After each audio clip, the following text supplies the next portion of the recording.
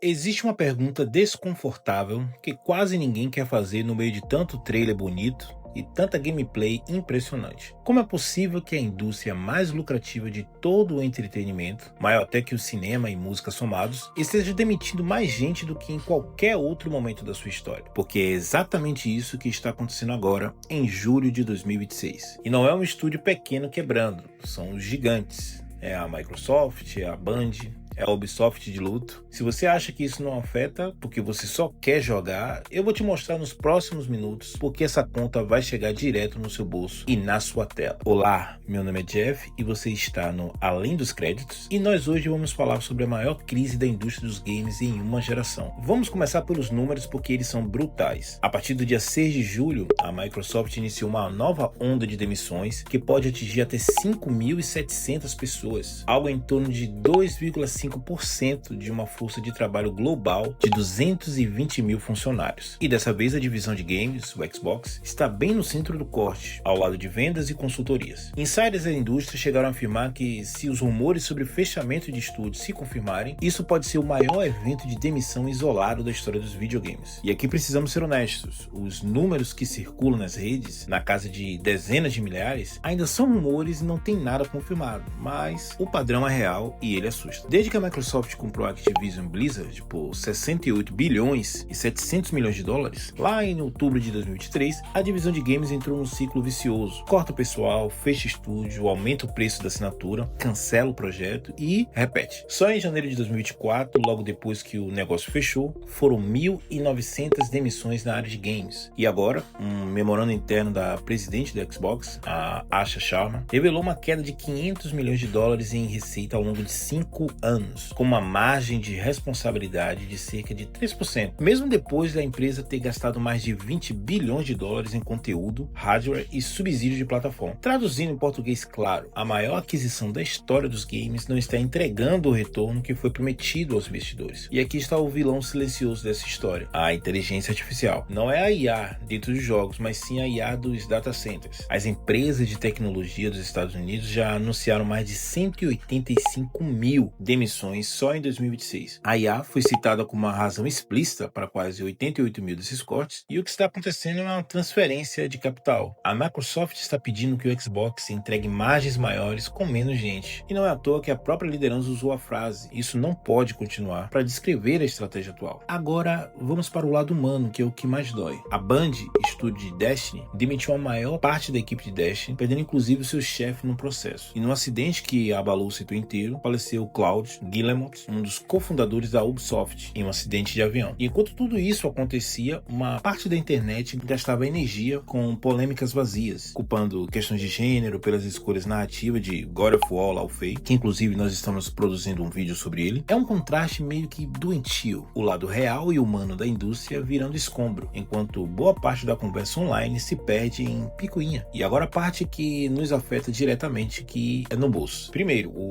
Xbox aumentou o preço dos seus consoles em 100 a 150 dólares no mundo inteiro, justificando com a alta no custo de memória e armazenamento causada, de novo, pelo boom da IA. Segundo, a Rockstar recentemente confirmou que GTA 6 não terá versão em disco, que também já fizemos vídeo sobre isso, o que fez até lojistas se recusarem a vender o jogo. Terceiro, a Steam Machine, o novo hardware da Valve, foi anunciado por um preço que chega a $1.000, e também estamos fazendo um vídeo sobre isso. Vocês percebem o padrão? Menos gente trabalhando e mais caro para jogar. A conta da reestruturação não fica só com quem foi demitido, mas chega na nossa carteira também. E ainda tem os rumores de que de 3 a 5 estúdios podem ser fechados ou vendidos, com nomes pesados sendo especulados, como a Double Fine de Psychonauts, a Arcane de Dishonored e a Undead de State of Decay. E olha, antes de eu te mostrar como tudo isso vira preço mais alto na nossa prateleira, faz um favor rapidinho para mim. Se você acredita que a gente precisa falar dessas coisas com seriedade, sem sensacionalismo, sem mimimi, se inscreve aqui no canal e ativa o sininho. O Além dos Créditos vive dessa comunidade que quer entender o jogo por trás do jogo e precisa da sua ajuda para a nossa voz ser espalhada pela comunidade, fechou? Então bora pro vídeo. E tem um detalhe que quase ninguém comenta, mas que explica muita coisa. Os próprios números do Xbox mostram queda em 3 frentes ao mesmo tempo: venda de jogos, venda de hardware e serviços, incluindo o Game Pass. Ou seja, não é que o Xbox esteja indo mal em uma área e bem em outra. Está sob pressão por todos os lados. lados, e é por isso que se fala em mudanças estruturais profundas, como transformar a divisão de games numa subsidiária integral ou até num eventual spin-off. Quando você ouve reset no vocabulário corporativo, não é só demitir, é redesenhar quais produtos sobrevivem, quais estúdios continuam de pé e quanto você vai pagar pela sua assinatura no fim do mês. Repara na ironia cruel. A Kojima Productions escapou dos cortes, enquanto times inteiros de estúdios consagrados podem simplesmente deixar de existir. A sorte nessa indústria virou parte mesmo da estratégia. Então, o que sobra dessa história? Sobra uma indústria que precisa decidir que tipo de indústria ela quer ser, e aí existe um argumento de que esses cortes são o amadurecimento de um mercado que cresceu rápido demais, com aquisições bilionárias e ambição maior que a receita. E tem verdade nisso, eu reconheço, mas existe o outro lado. Quando você trata as pessoas que fazem os jogos como uma linha na planilha, a qualquer momento ser cortada sempre que o CEO quiser agradar um investidor, você não está amadurecendo, simplesmente corroendo a própria coisa que gera valor. O jogo bom não cai do céu, ele sai de gente talentosa com estabilidade suficiente para arriscar e criar. Não é coincidência que os trabalhadores sindicalizados da Microsoft já estejam pedindo proteção contra decisões executivas. E talvez seja aí na organização coletiva que a próxima década da indústria vá se decidir de verdade. A minha leitura, e aí que eu quero muito ouvir a sua opinião, é que a gente está vivendo o fim de uma era. A era do dinheiro fácil, das aquisições sem freio, do cresça a qualquer custo. E repara que a própria ideia de console war está sendo desmontada por dentro, com o Xbox levando jogos para plataformas rivais. O que vem depois disso pode ser um mercado mais enxuto e sustentável, ou um mercado onde só os gigantes sobrevivem e a criatividade que a gente ama vira produto de fábrica. Setembro está aí com uma leva de lançamentos incríveis no horizonte, mas sinceramente é difícil focar só no escapismo virtual quando o bastidor da indústria parece um cenário pós-apocalíptico saído de um dos próprios jogos que a gente ama. E você, o que acha? Deixe sua sugestão logo abaixo. Se você discorda ou concorda comigo, deixe a sua opinião. Se inscreve no canal, deixa o like. Estamos com a meta para bater 1000 inscritos ainda este ano. E me conta, essa crise é um amadurecimento necessário de um mercado inflado ou é o começo do fim de uma era dourada dos games? Até mais!